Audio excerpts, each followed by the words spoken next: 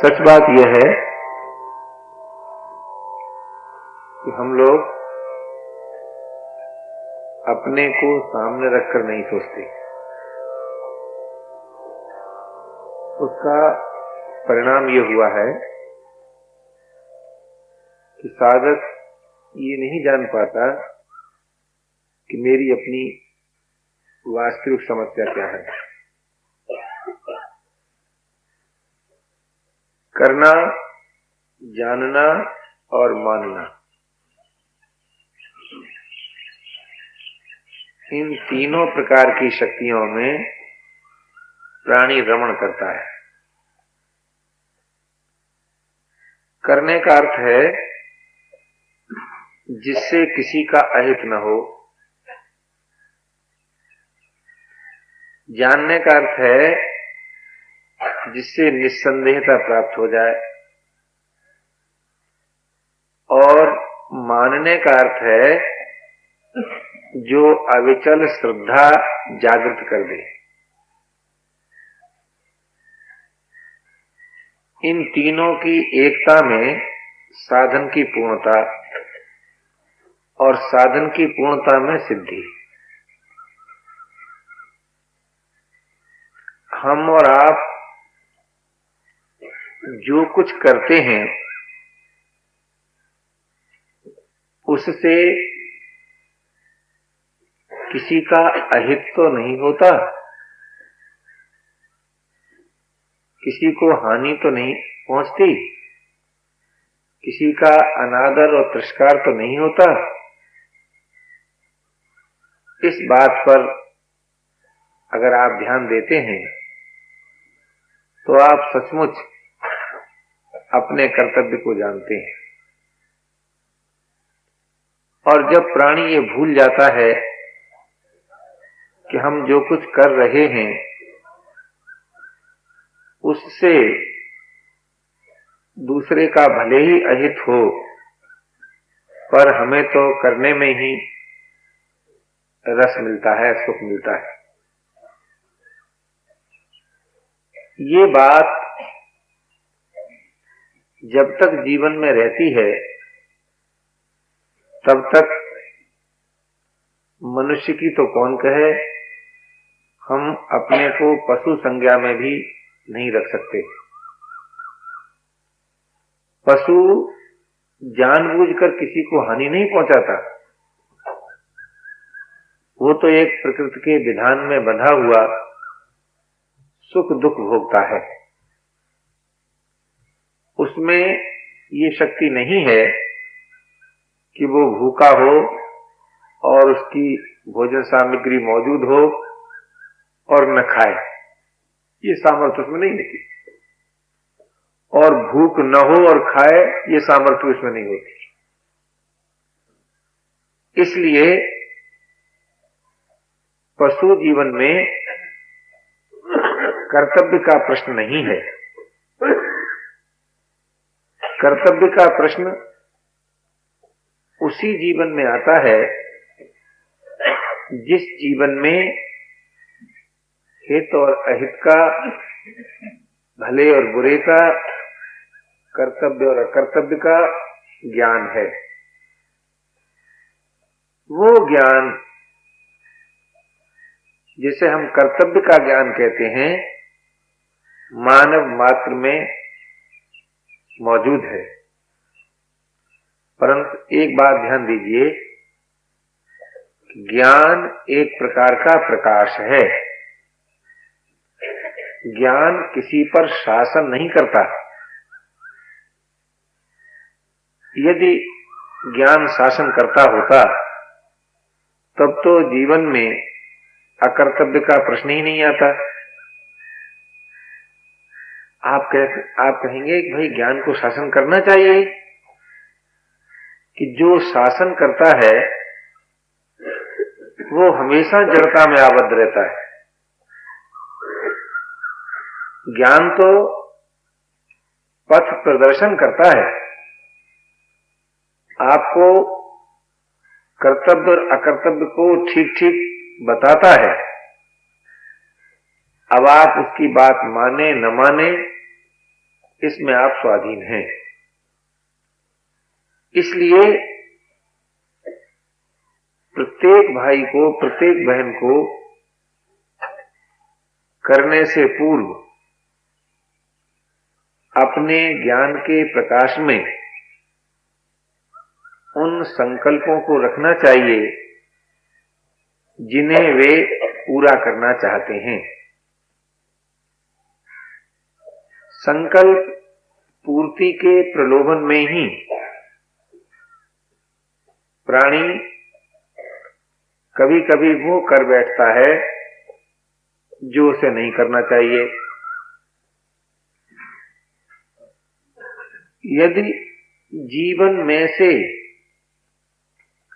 संकल्प पूर्ति का प्रलोभन निकल जाए तो फिर अकर्तव्य का जन्म ही न हो। जो कुछ बुराई जीवन में आती है वो तभी आती है कि जब हम अपने संकल्प को पूरा करने में लग जाते हैं और दूसरे के संकल्प का ध्यान नहीं देते। यद्यपि संकल्प पूर्ति में जो महत्व है वो तभी होता है कि जिनके द्वारा संकल्पों की पूर्ति हो वो संकल्प उनका संकल्प हो जाए, तब संकल्प पूर्ति में जो रस आता है वो रस और किसी प्रकार से नहीं आता। अगर आप बोलना चाहते हैं तो किसी श्रोता का भी संकल्प होना चाहिए। अगर आप सुनना चाहते हैं तो किसी वक्ता का भी संकल्प होना चाहिए। अगर आप मिलना चाहते हैं तो किसी मिलने वाले का भी संकल्प होना चाहिए।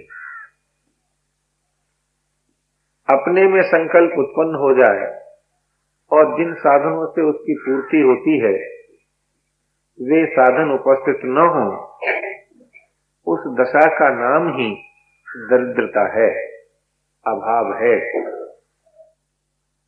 इसलिए प्रत्येक भाई और बहन को इस बात पर विशेष ध्यान देना चाहिए कि संकल्प पूर्ति से जो कुछ मिलता है वो सदैव नहीं रहता। इस कारण संकल्प पूर्ति का इतना महत्व नहीं है जितना हम लोग मान लेते हैं। इतना ही नहीं, संकल्प निवृत्ति से जो शांति मिलती है, जो शक्ति मिलती है, जो स्वाधीनता मिलती है, वो शांति, वो शक्ति, वो स्वाधीनता किसी भी संकल्प की पूर्ति से नहीं मिलती। इस अद्भुत विधान पर जब हम विचार करते हैं तो एक ऐसा अनुपम प्रकाश मिलता है कि प्रत्येक भाई, प्रत्येक बहन उस जीवन को बड़ी ही सुगमता से प्राप्त कर सकते हैं जो जीवन वास्तविक जीवन है। इसी आधार पर संकल्प निवृत्ति का बहुत बड़ा महत्व है। परंतु लोग सोचते हैं कि जब तक संकल्प पूरा ना हो तब तक तो जीवन ही कुछ नहीं है, और इस बात को भूल जाते हैं कि संकल्प पूर्ति में पराधीनता सदैव रहती है। संकल्प पूर्ति का सुख स्वाधीनता सुरक्षित नहीं रहने देता। इस रहस्य को जानकर हमें अपने सभी संकल्प, यदि हम भौतिक दर्शन पर विश्वास करते हैं तो समाज के संकल्प में विलीन कर देना चाहिए। यदि हम अध्यात्म दर्शन पर विश्वास करते हैं तो सभी संकल्पों से असंग हो जाना चाहिए। यदि हम आस्तिक दर्शन में श्रद्धा रखते हैं तो प्रभु के संकल्प में अपने संकल्प विलीन कर देना चाहिए। तो बड़ी ही सुगमता पूर्वक संकल्प निवृत्ति की सामर्थ्य आ जाएगी। संकल्प निवृत्ति की सामर्थ्य हमें जड़ता से चेतना की ओर, पराधीनता से स्वाधीनता की ओर, असत से सत की ओर अग्रसर करेगी। परंतु यह भी एक बड़ी दुर्घट घाटी है। संकल्प निवृत्ति की शांति में रमण न करें, ये बड़े ही महत्व की बात है। क्यों? संकल्प निवृत्ति की शांति में दुख की निवृत्ति है, परंतु अहम की निवृत्ति नहीं है। लोग सोचने लगते हैं मुझको कुछ नहीं चाहिए, मैं शांत हूं। ऐसा मैं शांत हूं यानी शांत का भोग। तो शांत का जो भोग है वह सुख के भोग से बहुत ऊंचा भोग है, इसमें संदेह नहीं, परंतु भोग है। और भोग होने के नाते उसमें परिवर्तन भी होता है। इसलिए शांति का संपादन तो आवश्यक है, परंतु शांति का भोग आवश्यक नहीं है। अब आप कहेंगे कि भाई शांति का संपादन तो कर लिया, तो भोग से कैसे बचे? कि उसका महत्व अपने से अधिक न मान ले। ऐसा सोचें कि जैसे संकल्प पूर्ति का सुख एक अवस्था है किंतु उसमें पराधीनता है, ऐसे ही संकल्प निवृत्ति की शांति भी एक अवस्था है। अवस्था जो होती है वो सदैव पर प्रकाश होती है, स्वयं प्रकाश नहीं होती। और ये नियम है कि जो वस्तु पर प्रकाश है उसमें परिवर्तन स्वभाव से ही होता है। इस कारण शांत का संपादन करना है, रमण नहीं करना है। तो जब साधक शांति में रमण नहीं करता तब उसे स्वाधीनता प्राप्त होती है। स्वाधीनता वो जीवन है कि जिसमें अभाव और जड़ता की गंध भी नहीं है। उस स्वाधीन जीवन के प्राप्त करने में प्रत्येक वर्ग का मानव, प्रत्येक देश का मानव, प्रत्येक समाज का मानव स्वाधीन है। स्वाधीनता प्राप्त करने में, क्योंकि स्वाधीनता का साधन भी स्वाधीन ही है। स्वाधीनता प्राप्त कब होती है? कि जब पराधीनता सहन न हो, बस यही उसका साधन है। जो पराधीनता सहन नहीं कर सकता उसी को स्वाधीनता मिलती है। अब आप कहेंगे कि पराधीनता किसको सहन नहीं होती? जो सुख की दास्ता और दुख के भय से मुक्त है। सुख की दास्ता रहते हुए प्राणी पराधीनता में ही जीवन बुद्धि रखता है। दुख का भय रहने से भी प्राणी पराधीनता की ओर ही अग्रसर होता है। तो दुख का भय न हो और सुख का प्रलोभन न हो, तो दुख का भय कैसे मिटे?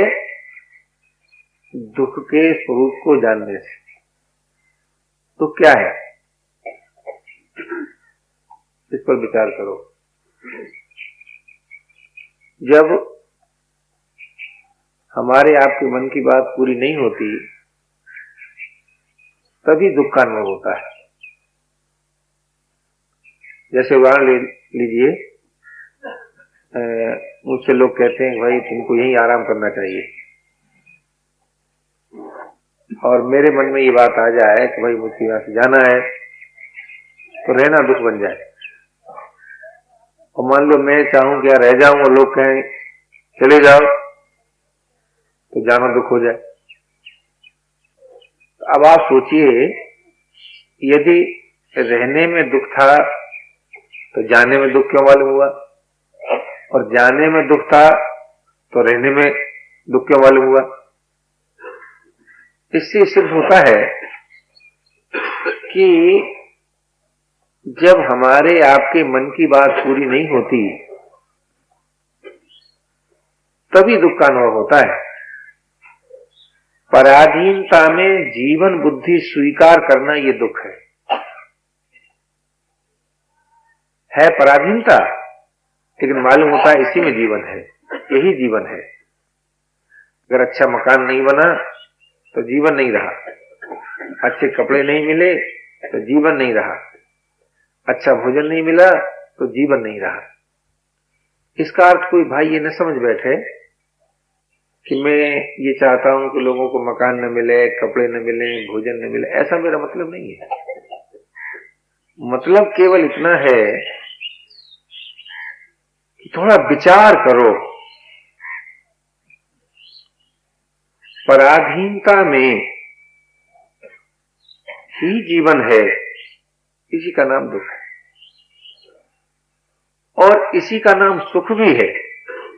आप विचार करो, सुख दुख के स्वरूप में कोई भेद नहीं है। इसलिए आप देखेंगे कि जब तक सुख रहता है दुख रहता ही है, और जब तक दुख रहता है सुख रहता ही है। ऐसा आप कभी जीवन में नहीं देखेंगे कि दुख रहे और सुख न हो, और सुख रहे और दुख न हो। ऐसा कभी नहीं देखेंगे। यदि आपको सुख का अनुभव होता है तो दुख का अनुभव जरूर होगा। अगर आपको दुख का अनुभव होता है तो सुख का अनुभव जरूर होगा। क्यों? जब मन में कोई बात उठेगी, अब वो जब तक पूरी नहीं होगी आप दुख का अनुभव करेंगे, और जब पूरी होगी तब आप सुख का अनुभव करेंगे। तो पूरी होने का सुख तभी अनुभव होगा जब संकल्प उठने का दुख अनुभव कर लें। बड़ी विचित्र बात। दुख का अनुभव किए बिना सुख का अनुभव होता नहीं, और सुख का भोग दुख को जन्म दिए बिना रहता नहीं। ये ऐसी पहेली है कि न जाने इसमें कितने जन्म बीत गए। लोग सुख के संपादन करने का प्रयत्न करते रहे और दुख से बचने की सोचते रहे, किंतु सुख से बचने की नहीं सोची, इसलिए दुख से नहीं बच सके। अगर आप सचमुच दुख से बचना चाहते हैं तो सुख से बच जाइए। जीने की आशा छोड़िए, मरने का भय गया। संयोग का सुख छोड़िए, वियोग का भय दुख गया। आप सोचिए। तो सुख से बचने का प्रयास नहीं किया, इसलिए दुख भोगना पड़ा। अगर आप ये चाहते हैं कि आपको दुख न भोगना पड़े तो सुख से छुटकारा लीजिए, और सुख से छुटकारा लेने का उपाय है पराये दुख से दुखी होना। पहला उपाय, स्थूल उपाय। दूसरों के दुख से जितना आप दुखी होंगे उतना ही आप सुख से छूट जाएंगे। दूसरी बात, बेमन का जीवन, बेसाथी का जीवन, बेसामान का जीवन। आप कहेंगे अजीब पागल आदमी है, भला जहां जिस जीवन में कोई सामान नहीं, जिस जीवन में साथी नहीं, जिस जीवन में मन नहीं, वो भी कोई जीवन है? हाँ भाई, वो भी जीवन है, परंतु किसके लिए? जो सुख दुख दोनों से छुटकारा पाना चाहता है उसके लिए। अब ये बात इतनी कठिन मालूम होती है कि अगर इसको अपने जीवन को सामने रख के सोचें कि बेसामान का जीवन कैसा होगा, तो वो जीवन शरीर रहित होगा, शरीर सहित नहीं होगा। अब कोई कहे भाई शरीर रहित जो जीवन है, क्या शरीर के रहते हुए उसका अनुभव हो सकता है? हो सकता है, इसमें लेस मात्र संदेह की बात नहीं। शरीर रहित जीवन का अनुभव शरीर के रहते हुए हो सकता है, पर है भाई बड़ी कठिन बात। किस दृष्टि से कठिन? इस दृष्टि से कठिन कि शरीर को सुरक्षित रखने के लिए ही सारा जीवन प्रयत्न रहा, और अब एकदम ये बात सामने आ जाए कि भाई हमको शरीर के रहते हुए शरीर से रहित जीवन चाहिए। शरीर के रहते हुए शरीर से रहित जीवन, तो वो जीवन कब मिलेगा? कि जब कर्म, चिंतन और स्थिति इन तीनों से असंगता प्राप्त हो। कर्म से संबंध न रहे, चिंतन से संबंध न रहे और स्थिति से भी संबंध न रहे। कोई दर्शनकार तो इस शरीर से रहित जीवन के लिए इतने घबरा गए कि ये सोचने लगे कि वो जो अमरत्व है उसकी अभिव्यक्ति इसी शरीर में होनी चाहिए, ऐसा लोगों ने सोचा। लेकिन एक बात तो सोचिए कि शरीर रहित जीवन में और शरीर सहित जीवन में अंतर क्या है? अंतर केवल इतना है कि शरीर रहित जीवन सच पूछिए तो जीवन है, और शरीर सहित जीवन जीवन की लालसा है।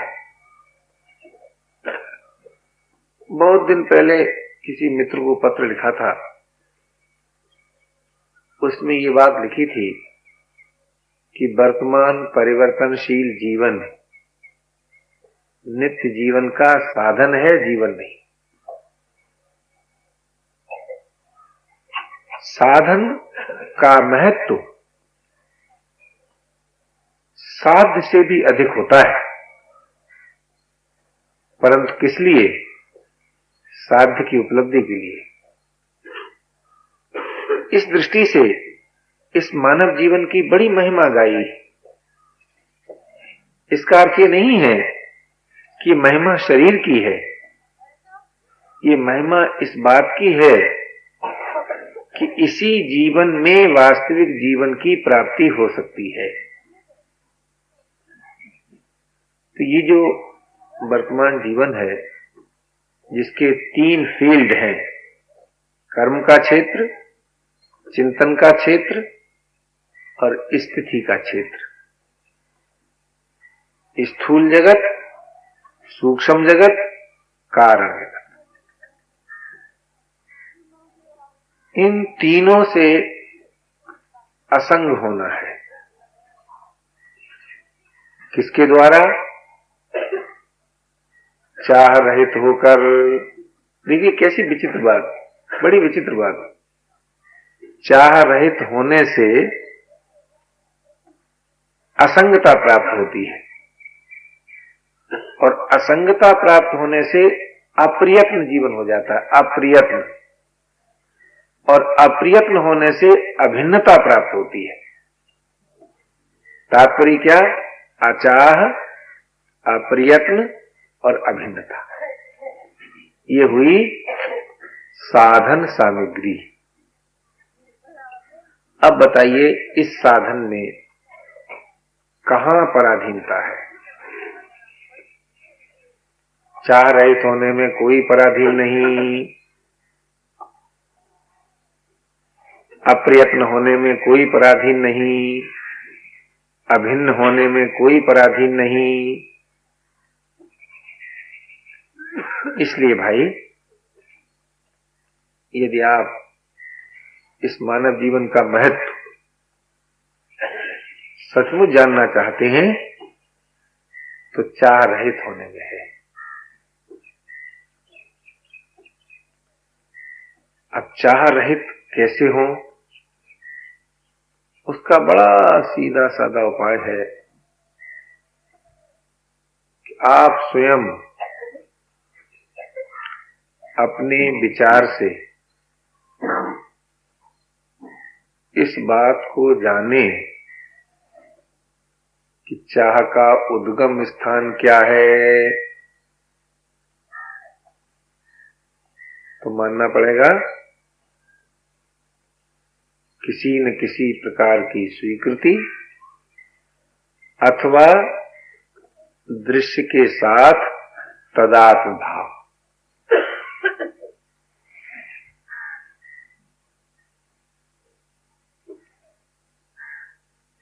स्वीकृति के दो भाग, एक वो भाग जो कर्तव्य का प्रतीक है और एक वो भाग जो भोग की रुचि को जन्म देता है। कर्तव्य की प्रतीक कौन सी स्वीकृति है? जो आपको जिस स्वीकृति को आपने प्रकाशित किया है।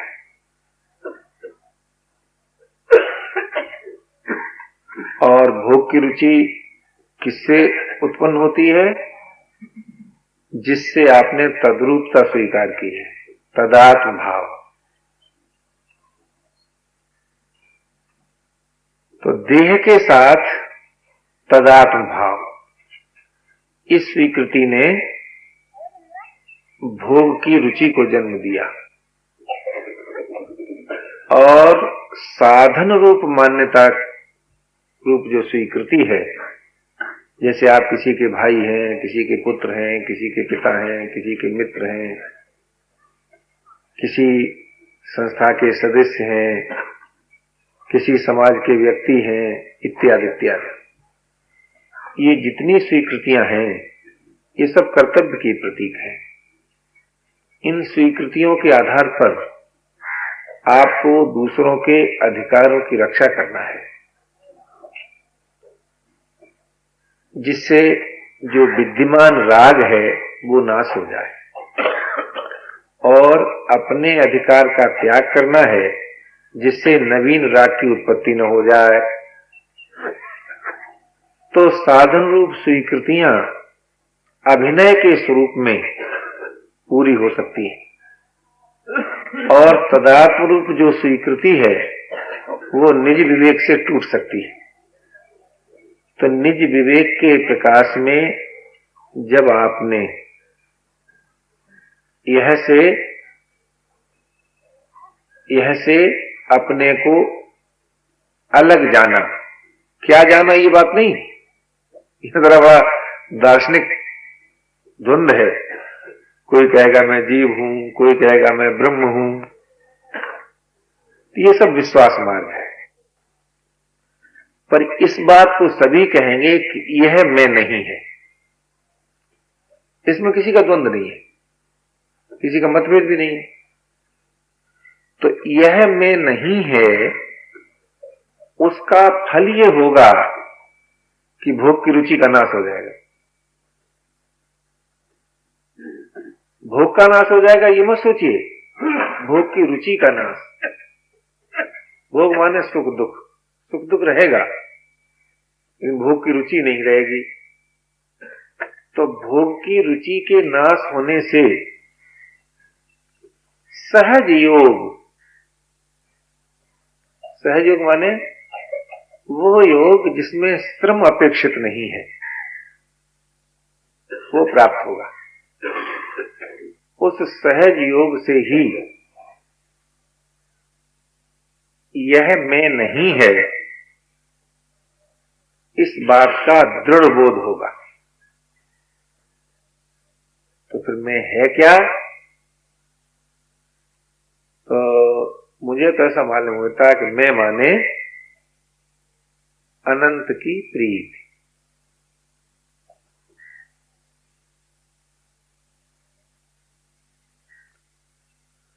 आप लोग भी सोचिए,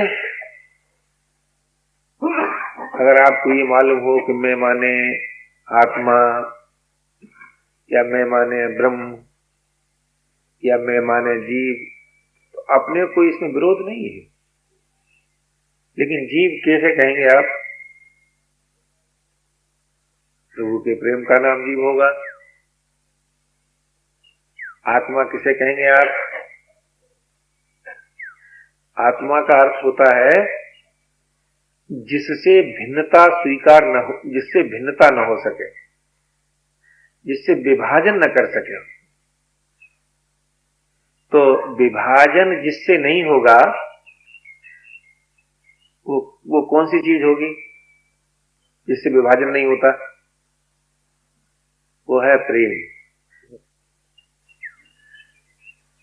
प्रेम ही एक ऐसा तत्व है कि जो विभाजन को नहीं रहने देता, दूरी और भेद को नहीं रहने देता। तो यह से अतीत जो है वो है का प्रेम। अब प्रेम कोई श्रम तो है नहीं भाई, कोई अभ्यास भी नहीं है, कोई विचार भी नहीं है। लेकिन एक बात सोचिए कि प्रेम स्वभाव से ही रसरूप है, और रसरूप होने से काम का नाशक है, और काम का नाश होने से निर्विकार है। तो वो निर्विकार जीवन जो कि रसरूप है कब प्राप्त होता है? यह से तदात्म न रहने से। और यह से तदात्म भाव कब नाश होता है? कि निज ज्ञान के प्रकाश से, और किसी साधन से नहीं। तो निज ज्ञान का प्रकाश 3 भागों में बढ़ जाता है। कर्तव्य में, असंगता में और विश्वास। आप कहें कैसे? कि विवेक विरोधी कर्म का जो त्याग है इसी का नाम है कर्तव्य का ज्ञान, और विवेक विरोधी विश्वास का जो त्याग है उसी का नाम है प्रभु विश्वास, और विवेक विरोधी संबंध का जो त्याग है इसी का नाम है समाधि से असंगता, सभी अवस्थाओं से असंगता। तो ये तीनों बातें, अवस्थाओं से असंगता, विवेक विरोधी कर्म का त्याग और विवेक विरोधी विश्वास का अभाव।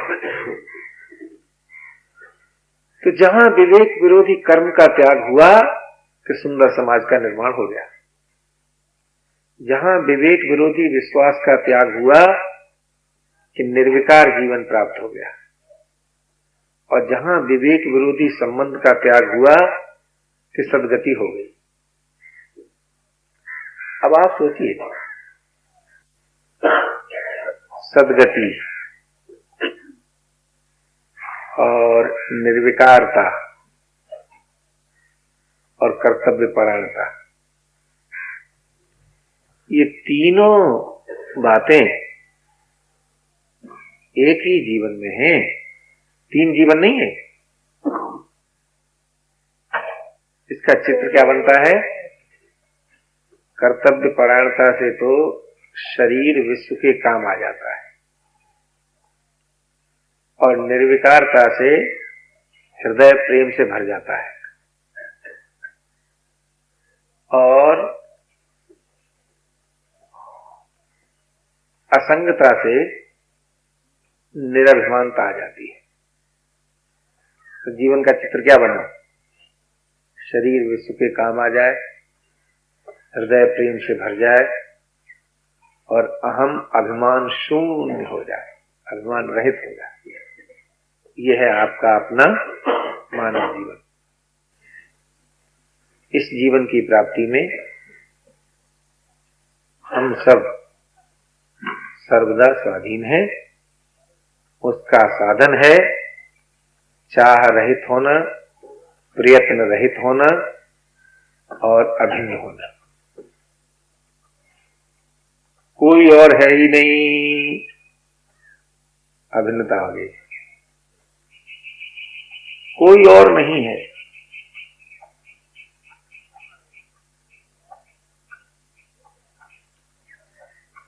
इस अभिन्नता में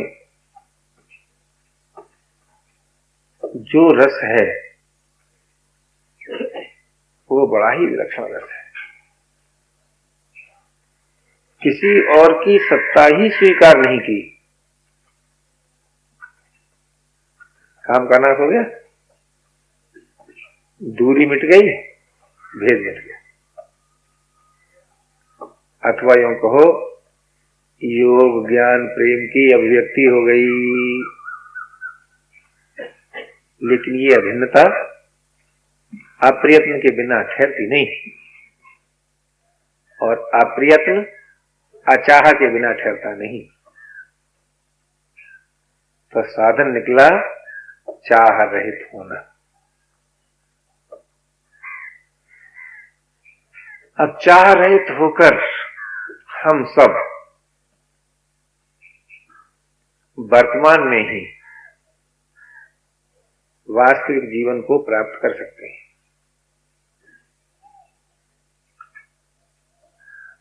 तो ये बात मैंने आपसे अपनी ओर से निवेदन की, और मैं सोचता हूं किसी बात के दोहराने से कोई विशेष लाभ नहीं होगा। अब मैं चाहता हूं कि चुप हो जाऊं,